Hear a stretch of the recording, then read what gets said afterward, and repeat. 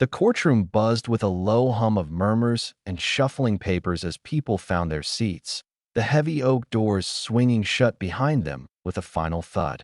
The bench loomed over the room, a symbol of ultimate authority, and for many, a source of silent intimidation. The air was thick, expectant, like a coiled spring. At the defendant's table stood Marcus Reed, a tall, well-dressed black man in his mid-30s, wearing a sharply tailored navy suit that clung to his athletic frame with understated elegance. His posture was straight, his chin held high, his gaze unwavering. He exuded a quiet confidence that refused to be dulled by the atmosphere of hostility that seemed to radiate from the bench at the front of the room. Presiding over the proceedings was Judge Constance Simmons, a name that carried weight throughout the district. She was known for her icy demeanor, her strict courtroom rules, and a reputation whispered in dark corners of the legal community. A judge who did not hide her biases as carefully as the robes suggested she should. She rapped her gavel once, sharp and impatient, silencing the last of the whispers. "Let's get this over with," she muttered under her breath, her voice carrying just enough to be heard by those closest. There was no mistaking the disdain dripping from her words. Marcus remained silent, offering no visible reaction. He was no stranger to these looks, those thinly veiled glances that screamed judgment before a word had even been spoken. Judge Simmons leaned forward, peering down at Marcus with a look that might have withered a lesser man. "People like you," she began, her voice loud enough to echo off the paneled walls, "always think the rules don't apply. Always looking for some shortcut. Always thinking you're above the law." A gasp rippled through the courtroom. The stenographer, a young woman with careful hands, paused for a heartbeat before resuming her typing, her eyes wide with disbelief. Even the bailiff shifted uncomfortably, casting a nervous glance toward Marcus. Marcus took a slow, deliberate breath. The insult hung in the air like smoke, bitter and suffocating. He had faced prejudice before, sure, but rarely had it been this brazen, this public. "Excuse me, Your Honor," he said, his tone measured, his voice carrying clearly across the room. "You heard me," Judge Simmons snapped, her cheeks flushing slightly. "You people are always trying to manipulate the system, thinking you can just waltz in here and get special treatment." A heavy silence fell. Even those with no personal stake in the matter could feel that a line had been crossed. Marcus's expression didn't flicker. Instead, he reached into his inside jacket pocket, slowly and deliberately, pulling out a small leather badge wallet. With calm authority, he flipped it open and placed it on the defense table, letting it catch the courtroom lights. "I had hoped," Marcus said, his voice steady and loud enough to carry to the back row, "to be treated fairly today. But it seems I'll have to remind everyone exactly who I am." Judge Simmons let out a low, mocking chuckle, leaning back in her chair. "And what's that supposed to mean?" she sneered. She barely glanced at the badge, dismissing it as some cheap trick. Marcus, still composed, pressed the wallet flat so that the gleaming gold badge and laminated identification card were unmistakable to all who looked.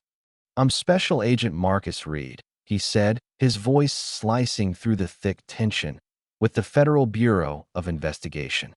The silence that followed was deafening. The prosecutor, who had been lazily flipping through his notes, froze mid-page. The bailiff stood straighter, his hand instinctively brushing the side of his belt.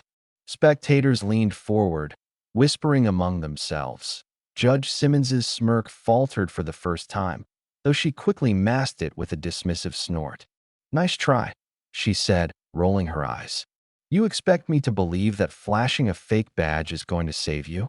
Without missing a beat, Marcus reached into his jacket again and withdrew an official federal ID card. Calmly, he stepped forward and placed it carefully on the judge's bench. "You're welcome to verify it," he said coolly. Judge Simmons hesitated, her hand hovering over the ID. Her eyes darted to the intricate federal insignia embedded in the laminate. It was real. It was undeniable. Still, she clung to her power.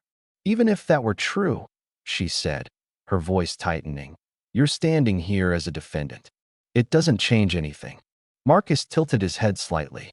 That's where you're mistaken, Judge, he said, each word deliberate. I'm here on official business. And after what you just said, that business now includes you.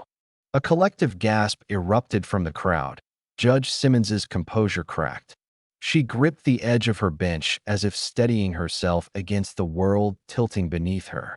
I don't know what kind of game you're playing, she said, voice shaking slightly, but I run this courtroom. Marcus allowed himself a small, knowing smile. You're about to find out how wrong you are, he replied. The bailiff, sensing the shift in power, glanced nervously between Marcus and the judge. Sweat beaded at his temple. You expect me to take your word for it? Simmons barked, her face flushing deeper. This is absurd. Marcus turned slightly to the bailiff. I suggest you verify my credentials. Call the bureau. You'll find my authority outweighs hers. The bailiff hesitated. Judge Simmons banged her gavel. This is over, she barked. I'm moving on. But Marcus wasn't done. Actually, Judge, he said, stepping forward with quiet gravity. You're the one who's done. Simmons froze. Marcus pulled a folded document from his pocket and laid it carefully on the bench. The seal of the United States District Court gleamed under the fluorescent lights. This, he said, unfolding it for the entire courtroom to see, is a federal warrant for your arrest. The courtroom exploded in chaos, gasps, shouts, stunned silence. The prosecutor nearly dropped his files. The bailiff took an involuntary step forward, eyes flicking between the document and the judge. Judge Simmons's mouth worked soundlessly for a moment before she found her voice. This is a joke, she snapped. This can't be real. The bailiff took the warrant from Marcus, scanning it quickly. His eyes widened as he realized the truth. You can't do this. Simmons shrieked, rising halfway from her chair. I'm a judge. I decide what happens here. Not anymore. Marcus said quietly. The bailiff, with visible reluctance, moved toward the bench. Your Honor, he said cautiously, I'm going to need you to stand. Simmons's face contorted in rage. You can't be serious. Do you know who I am? Marcus remained still, arms crossed over his chest.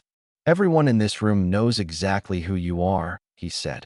And now, they know what you've done.